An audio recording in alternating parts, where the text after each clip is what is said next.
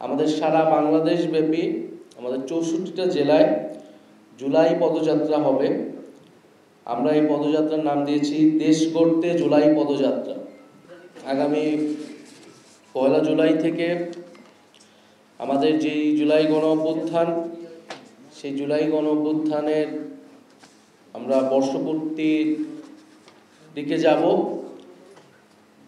১ জুলাই ২০২৪ সালে বৈষম্য বিরোধী ছাত্র আন্দোলনের ব্যানারে কোটা সংস্কার দাবিতে এই আন্দোলন শুরু হয়েছিল, যা পরবর্তীতে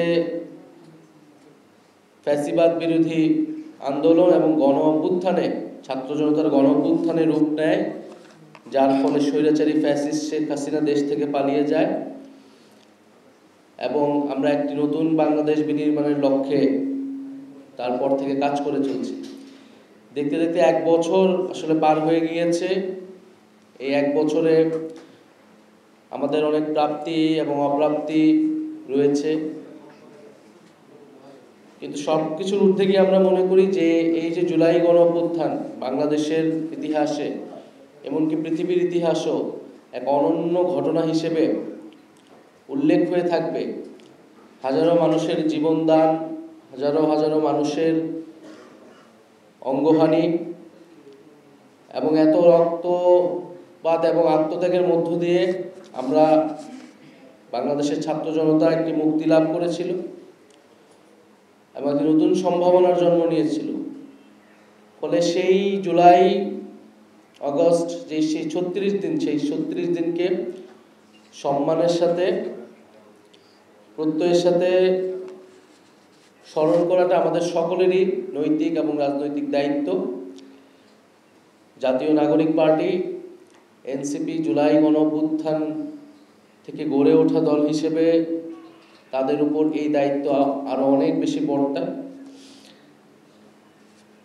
আমরা জুলাই গণ অভ্যুত্থান উপলক্ষে জাতীয় নাগরিক পার্টি যে কর্মসূচিগুলো কথা চিন্তা করেছি তা আমি উল্লেখ করছি।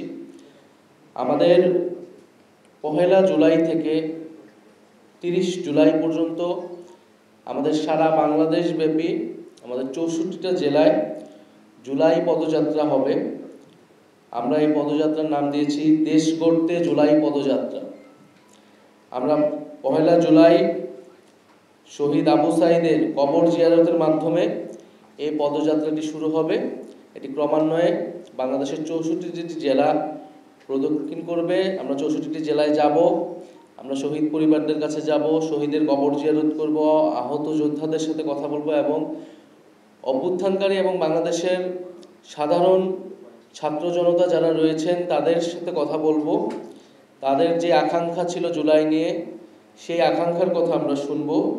ফলে মানুষের কাছে যেতে এবং জুলাইকে মানুষের কাছে গিয়ে সাধারণ মানুষের সাথে মিলে স্মরণ করতেই এই কর্মসূচিটি।